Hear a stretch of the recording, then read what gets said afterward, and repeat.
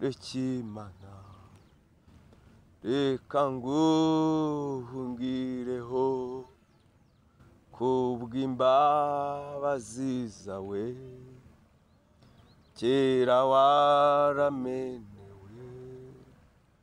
none ubu nkwihishemo umujinya w'Imana amazi n'amaraso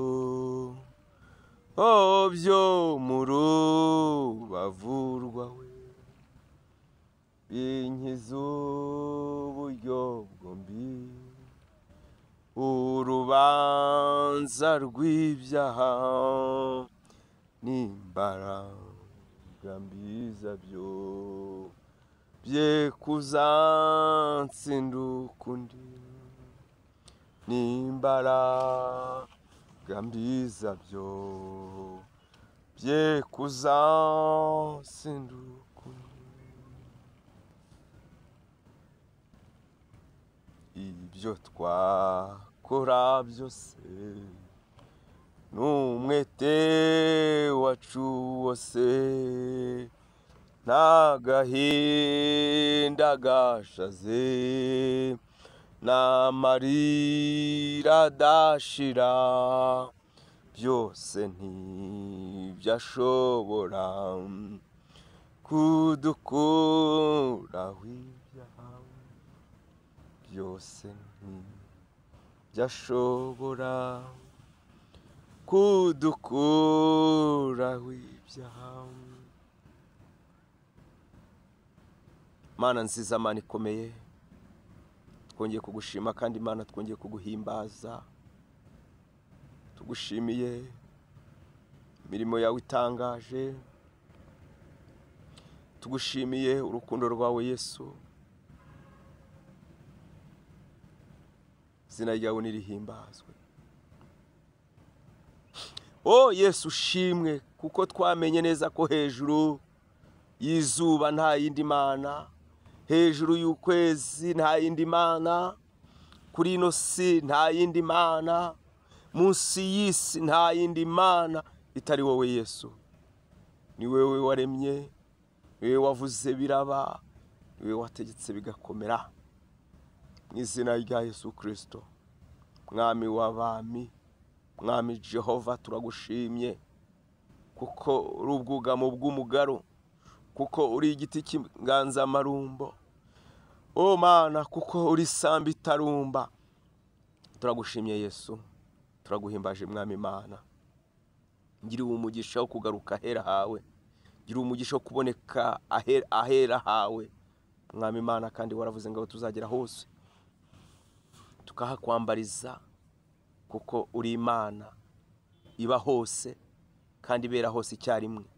Ntaho utatwumvira, ntaho utadusubiriza, ntaho utakorera imirimo mwami Mana yacu. Ahandi rero mwami Mana, mu izina rya Yesu, kuri uyu musozi nyemerera wumve amasengesho. Muririmbyi yaravuze ngo amasengesho y'abera ngo agera kure cyane, ngo atambuka inyenyeri. Nuko ngo umutima w'umuntu ngo ukazamuka, ngo ukajya imbere y'Imana, ngo ugakomanga urugi, ngo ushaka kureba Imana. Nyemerera mwami Mana, ubwo tukukomangiye utwugururire, hanyuma wumva ibyifuzo tuzanye mwami Mana yacu. Izina ryawe nirihimbazwe. Bana natwe muri byose, bana natwe mwami Mana. Mwanya muto tugiye gusenga, mu izina rya Yesu ubane natwe, kandi uri butwumve, uri gukurikirana aya masengesho mwami Mana, habwa umugisha nawe. Izina ryawe rihimbazwe. Urakoze Yesu, urakoze mwami. Izina ryawe nirihimbazwe, mu izina rya Yesu, amen. Ndabaramukije mu izina ry'umwami wacu Yesu Kristo. Amahoro y'Imana abane natwe. Mugisha w'Imana ubabeho. Mbahaye ikaze muri aya masengesho. Abantu bagiye bambwira ngo tujye dusengana, rero nagira umugisha, ntewe iteka ryo kuboneka imbere y'Imana.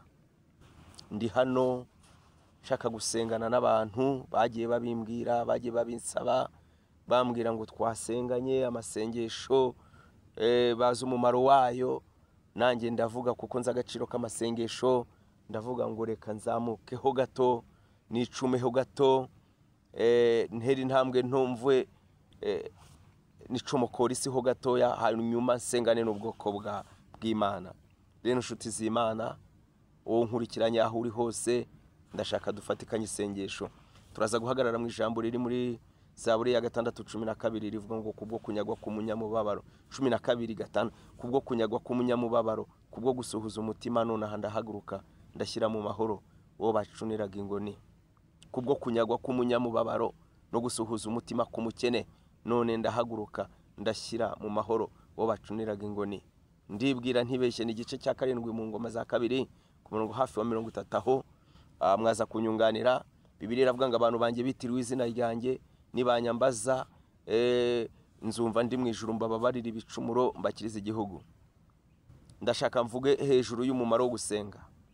Gusenga niyo ntwaro ikomeye kuruta izindi. Buriya umuntu usenga aba afite umwuka w'ubutasi, kuko mu Bakorinto ba mbere 9 Bibiliya iravuga ngo tujya dufata mpiri ibitekerezwa byo mu mutima. Rero umuntu usenga ujye umwubaha, umuntu usenga ujye umuha agaciro, kuko yumva ibyo utumva, areba ibyo utareba. Haleluya. Hari ikirere cy'umwuka yinjiramo agahishurirwa n'ibyejo hazaza. Kandi nigeze mbibabwira, niba ari ikintu isibuze n'ejo hazaza niho hateye ubwoba abantu. Ariko iyo turi imbere y'Imana, Imana ibasha gukora, izina ry'Imana rihimbazwe. Rero hari ibintu bibiri nshaka kuvuga bijya bihagurutsa Imana ku ntebe yayo. Dawidi arahishurirwa, aravuga ngo kunyagwa k'umunyamubabaro. Abadukurikiranye, abankurikiranye, ibyo wanyazwe, kunyagwa k'umunyamubabaro, wowe ahuri n'agahinda, ahuri n'umubabaro, ndashaka nkubwire muri iri sengesho Imana ihagurutswe no kureba ibyo wanyazwe. Imana ihagurutswe no kureba ibyo wibwe. Imana ihagurutswe no kureba ibyawe byagiye ibireba ibigarure, ikugarurira ibyawe, kugarurira ibyariwe n'inzige, kugarurira ibyariwe n'ubuzukira. Imana irabishoboye. Kunyagwa k'umunyamubabaro no gusuhuza umutima k'umukene. Wewe wiganyira, wewe wihebye, wowe muri ngo kunyagwa k'umunyamubabaro no gusuhuza, ngo ndahaguruka ndashyira mu mahoro bo bacuniraga ingoni. Wowe nkurikiranye ntabwo nzi ibikwihebesheje, wowe nkurikiranye ntabwo nzi ibitumyurira, Imana irabizi. Ndashaka gusengana nawe. Ahari n'ubushomeri, ahari n'amadeni, hari n'urugo rw'amarira, hari n'abana birashoboka, hari n'imishinga yawe n'amabizinesi yawe yagiye ahomba, ufite ibikuriza, hari n'ubugumba, hari n'ubupfubyi, hari n'abakuvuye, hari n'abakwanze. Birashoboka ko waba uri muri zwa n'ibyaha, Satani yarakuboshye yaraguhambira, ariko aka kanya uravuga ngo ikintu cyambohora ino migozi y'umwanzi ni iki? Tugiye gusengana Imana. Mana y'amahoro ikumvire ku munsi w'amakuba n'ibyago. Dawidi niko yanditse.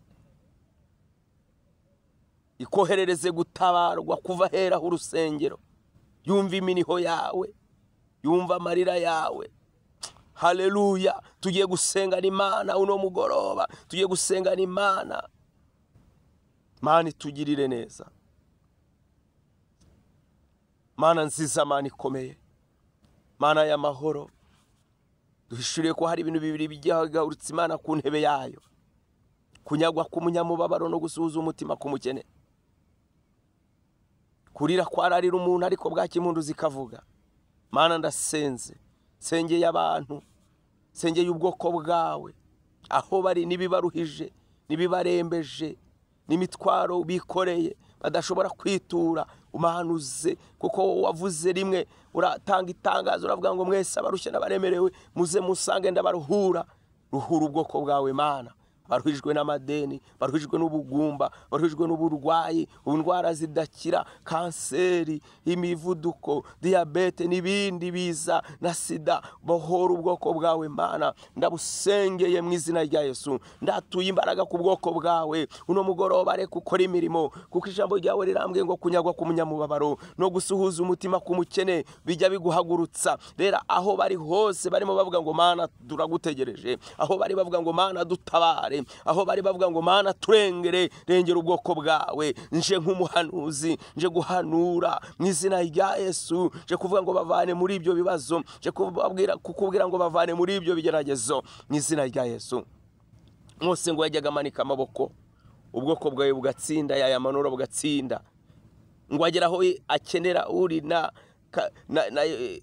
Aroni, ngo bakajya bamurandata ngo kwibuye, ngo akegamira ibuye, ngo hanyuma ngo ubwoko bugatsinda. Nanjye manutse amaboko Mwami Imana mu izina rya Yesu, manitse amaboko, aya maboko manitse Mwami Imana, tsindishirizo gutsindishirizwa mu izina rya Yesu. Kandi ijambo ryarambwiye ngo ntutsindishirizwa, utsinda uramuneshereza mu izina rya Yesu. Urwana intambara y'urugamba, murwanirire muneshereze mu izina rya Yesu. Ndasenze wa Mana yanjye, ndasenze wa Mana ikomeye we, ndagusenze wa Mana ishobora byose we. Nzi imirimo yawe, nzi gukora kwawe, nzi imvugo yawe kingana n'ingiro mu izina rya Yesu. Ngaho rero Mwami Imana umanuke Yesu, ngaho rero Mwami Imana ururuke Yesu, ururuka uno mugoroba. Hari amarira uhashyira ibyishimo, hari intege nke uhashyira imbaraga mu izina rya Yesu. Hari ugutaka Mwami Imana uhashyira ituze mu izina rya Yesu. Urakoze kuko uri Imana, urakoze kuko Jehova uri detaye, uri Imana yo kwizerwa, uri Imana yo kwiringirwa. Ndashenya ibicaniro babacanyeho, ndashenya amagambo babavuzeho, ndakubita hasi imbaraga zose z'umubi, ndakubita hasi imbaraga z'abakonikoni, ndakubita hasi imbaraga z'amahembe. Haleluya. Umva gusenga, ijambo ryawe rirambwira mu gitabo cya Zekariya ibice 4 ngo nuko ngo ari masenga, ngo abona amahembe ane, ngo n'abacuzi bane, ngo arabaza ngo ari amahembe n'ayiki, ngo arabubwira ngo naya aje gutatanya Abisirayeli n'Abayuda. Ngo abona abacuzi bane, ngo arabaza ngo niki, ngo aravuga ngo ari abacuzi baje kurirukana Abisirayeli, kuko ngo bajyaga badukwaho n'umwuka w'amahembe ngo bakubita hasi ntihagire uheguka ku mutwe. Hari ubuzima ubwoko bwawe barimo bunamishijwe nk'imiberanya, nta kwegurwa. Ariko wabwiye Dawidi ngo ujye warakurorongotana ugasuka amarira mu izina rya Yesu. Bahoze Mwami Imana, bahoze Mwami Imana, bavunjire Mwami Imana, ubakureho umubabaro, ubakureho agahinda, ubakureho ibyago n'amakuba, ubaha ibyishimo, basohore mu mbyino z'abanezerebe mu izina rya Yesu Kristo. Mana ndakwinginze, Mana ndaguhamagaye, umva gusenga kwanjye uno mugoroba ndi hano, ndetse y'urugutwingiye kwanjye, tego gusaba kwanjye mu izina rya Yesu. Abankurikiranye bari hanze, abankurikiranye bari Burundi, bari Tanzania, bari mu Rwanda, bari Uganda, bari kwindi migabane yose, bari Zambia, bari Zimbabwe, abumva ururimi rw'ikinyarwanda kandi rw'umpaye guhanuriramo, ndabasengeye Mana, ijuru niryanzure, ijuru niriterane mu izina rya Yesu. Ndaguhamagaye Mana, reka bahabwa ibitangaza, abari kwa muganga bari kubyara mu izina rya Yesu, bahe kubyara neza, kuko nasomye ijambo muri Yesaya 66:9 ngo mbese natuma batwita sintume babyara, ngo ko ari njye utuma batwita n'abazinda zibura mu izina rya Yesu, mu izina rya Yesu Kristo. Kuva 2 Mwami Imana birambwira ngo nuko Farawo ngo ashyiraho itegeko ry'ababyaza, arabwira ngo Abaheburayo n'Abisirayeli n'abanyamasengesho nibajya kubyara ngo abana bajye babahotora, ariko imigambi yabe ntiyahama, ngo bajya kubabyaza bagasanga Abayuda n'Abaheburayo kazi n'Abisirayeli babyaye. Arabaza ngo niki gituma mudahotora mutica impinza? Aravuga ngo bateye ukwabo. Haleluya. Umugambi wabo wavuzeho, umugambi wabo wasezeranije, umugambi wabo wimitse Mwami Imana, reka usohore ku buzima bwabo mu izina rya Yesu. sengeye imisozi y'ubwoko bwawe. Hari abantu bari mu kizunguruko badahagaze ku misozi yabo, wabwiye kuzatabara, wabwiye kuzagirira neza, wabwiye kuzarwanirira. Barwanirire Mwami Imana, bashyire ku misozi yabo, imisozi Mwami Imana. Abafite ibyifuzo by'abana bo kwiga, reka bige. Abafite ibyifuzo byo gucuruza, reka bacuruze. Abafite ibyifuzo by'imirimo, reka utanga imirimo mu izina rya Yesu. Ndaguhamagaye Mana, umpamagaye, warambwiye ngo ungize umurinzi, urangije urambwira ngo ungize umwinginzi mu izina rya Yesu Kristo. Rero Mwami Imana, njye ndapfukamye, ndaciye bugufi cyane. Rengera ubwoko bwawe, tabara ubwoko bwawe, bavane mu byaha, gira buvana mu biyobyabwenge, gira bavana mu basinzi, gira buvana mu busambanyi, gira buvana mu bujura mu izina rya Yesu. Bohora ubwoko bwawe Mwami Imana, ubazirike kigufi, ubazirike kigufi mu izina rya Yesu. Ndagushimye kubikoze Mwami Imana, ndagushimye Mwami Imana, ndagushimye kuko uri Imana yumvise gusenga kwacu. Ndabyizeye kandi ndabyiringiye. Bana n'ubwoko bwawe, baragaza amavuta zibabeho, Mwuka Wera babeho mu izina rya Yesu. Amen. We wari unkurikiranya aho uri hose, ndizera ko Imana ibanye natwe muri aya masengesho. Umugisha w'Imana ubabeho. Mana y'amahoro ibagirire neza. Mana y'amahoro ikwereka ikimenyetso cy'ibyiza. Imana y'amahoro inyuze kugira neza ku buzima bwawe. Imana y'amahoro ikwishimisha ibyishimo bingana n'umubabaro wababaye. Imana ikuvunjire uno mugoroba. Nubona hari ikimana yakoze uzanyandikire, dushimane Imana kubw'imirimo y'Imana. Mana y'amahoro ibaho umugisha. Ndashojeje. Ni Pasi TV channel yacu. Mujye mudukurikirana munsi ku munsi. Ibiganiro byacu ni byiza, ibiganiro byo gusenga, byo kubahuza n'Imana, tugasenyera umugozi umwe kuko iminsi ni mibi. Imana y'amahoro ibaho umugisha. Wampamagara kuri 078 28 01 464. Amazina yanjye ni Pastor Alphonse. Imana y'amahoro ibaho umugisha. Shalom.